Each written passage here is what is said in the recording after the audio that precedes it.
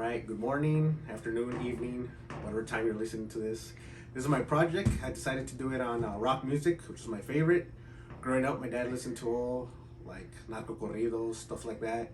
So, of course, me being a rebellious teen, I listened to rock and roll because he told me that's for rebels, freaking stoners, pretty much everyone's is bad, typical Chicano dads. And today I'm going to interview my brother-in-law, RJ. He was actually in a band, and he's very knowledgeable about rock music. Hi, RJ. Just real quick about you, where you were born, how you grew up. Born in Sacramento, California. Grew up all over the world.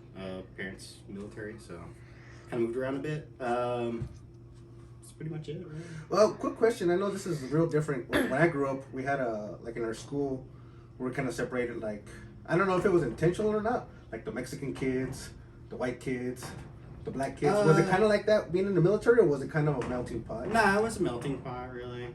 Like you get everybody from all over. So okay. When what got you started in music? It's probably like the 4th grade or 5th grade.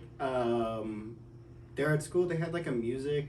Well, they have music class for everybody, but I kind of got involved with like the little music group they had there. I originally started playing drums, but kind of always been gravitating towards guitar. I like the sound of it. I don't know, you see the dudes shredding and stuff, it just looks cool, so like I kind of gravitated eventually towards that, but at first it was playing the drums. Never got too big into it though. So what got you into rock music?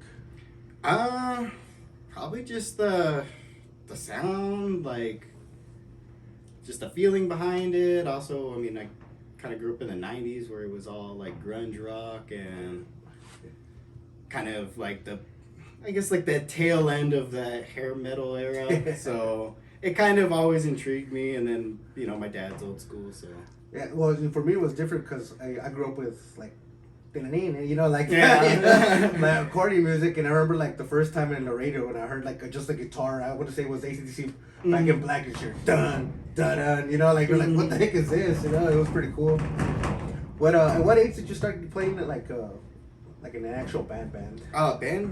I want to say it was like 15 or 16. I was playing for the church band. And were you trading for the church band? No, not really. It was mostly just traditional stuff. Although I did play both electric and acoustic. It just depended on whatever we were feeling that day. Kind of, I guess, dabbled a little bit into singing a little bit because you could hide yourself along the chorus. But it wasn't until probably around like 16 or 17 that I tried to start a band. We really didn't play anything except like just a little bit of practicing and kind of just jamming out with each other. And then it wasn't until around college when I actually got semi-involved with the band and was singing and practicing with them and stuff. What was the name of the band? Paralysis. What kind of sound did you guys have? It was rock, like Spanish rock, basically. Spanish rock? Yeah, it's basically like Spanish, like Spanish indie rock, basically. Like. That's great. And do you speak Spanish? No, I don't. In fact, it was all. If I did sing any of the originals we had, it was just like the whatever pantomiming or I could do the sounds like, and I had a friend who he basically told me like, yo, this is what the song's about or whatever, and he's like, this is how you pronounce these words or whatever, but like I don't speak fluently or anything like that. So. We actually watched a documentary about that where Cheech was saying that they would like make fun of him, that he's Mexican and that, but he's like, I don't even speak Spanish, like he grew up the same way, just listening to English rock music. Yeah.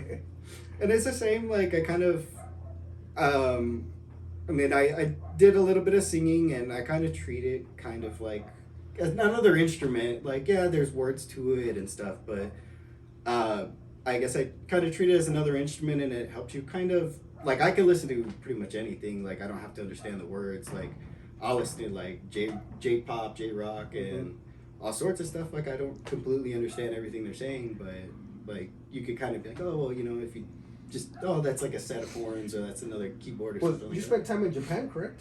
Yeah.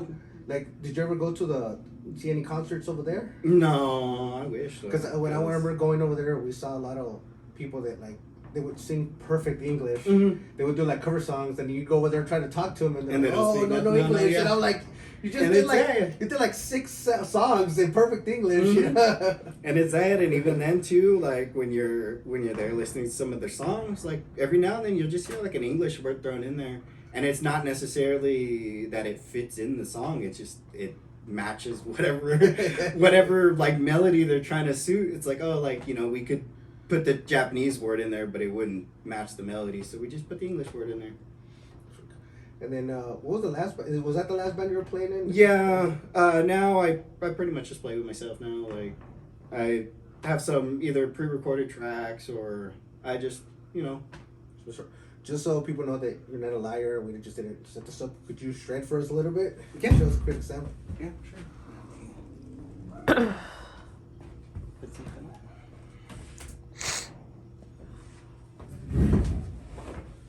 See what we got.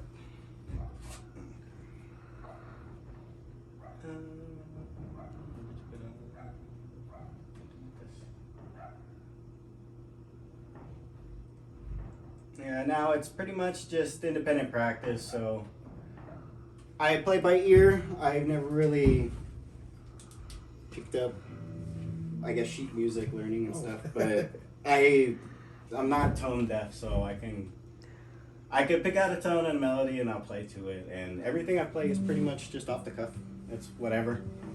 Sometimes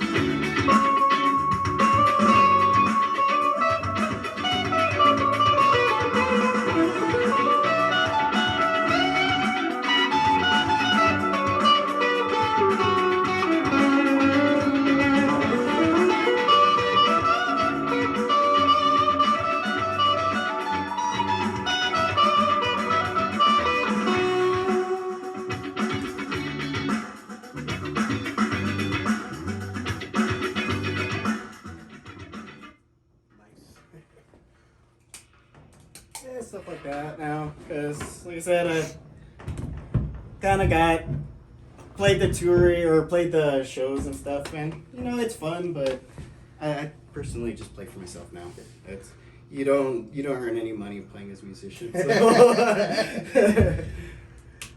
Regardless of how much playtime you guys actually fill in a night, like there's not much money in local playing, but it's fun though. It's Before we finish this off, I just wanna. What were your influences? Like, I guess when you first started out, college until now. Like, which bands, which musicians, or I back in the day was like you kind of listen to stuff like my dad would listen to, so it was like Jimmy Page and Jimi Hendrix.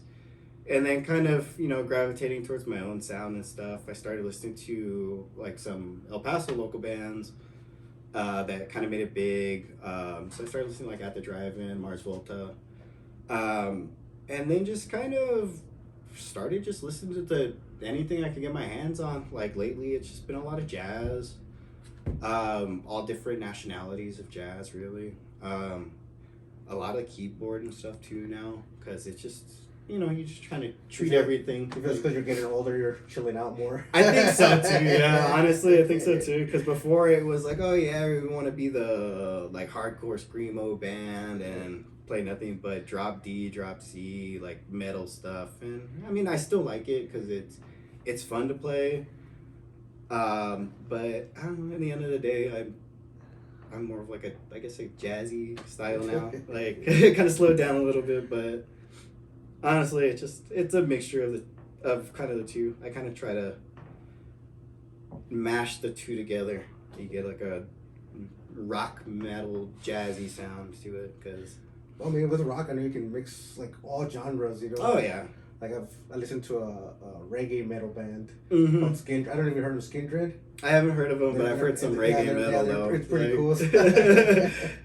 I heard some reggae metal. I've heard folk metal. Like folk metal. That's what the Darkness is actually still singing. And they're actually I thought they were a one hit wonder, but apparently they got hits now. Yeah, it was a lot. And then I mean now it's a lot of different stuff getting implemented into music now. A lot of it's going like electronic with samples and stuff, which it's actually like it takes a lot of skill to do kind of stuff like that. Because I mean, I've seen people do it on the fly, and I've seen people like.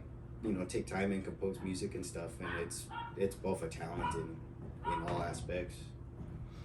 It's one of those things like everybody thinks anybody can do that, and then you go try it. Yeah, no, it's a lot harder. Like I mean, I give like those guys that could just sit there with the looper pedal and they play like, they play this little thing and then they pop it on there and then they add to it and stuff. Like it's crazy. Like I've seen a bunch of videos of people busking like that and. Like it sounds really good. Like you basically just become a one-man band. that I've done that before. Where like I'm an artist, so when I saw people do digital art, I'm like, that's easy. And then we just start editing. Like, no. like some people just make it look easy, but it takes a long time to. Oh yeah, it. Yeah. It took me a while, even just playing guitar. Like just you take a while to develop like your kind of sound that you. I guess are tailored to play, that you kind of like, I mean, for the most part, some things like, you got to think a lot to play, like you got to think real hard and practice a lot. And some things they just, you just slap it down there, haven't practiced, haven't picked up in like months and you just could play it. And it just takes a while for that, like to kind of develop. All right, man. Thank you a lot for helping me out in this project, this A+ project. And thank you.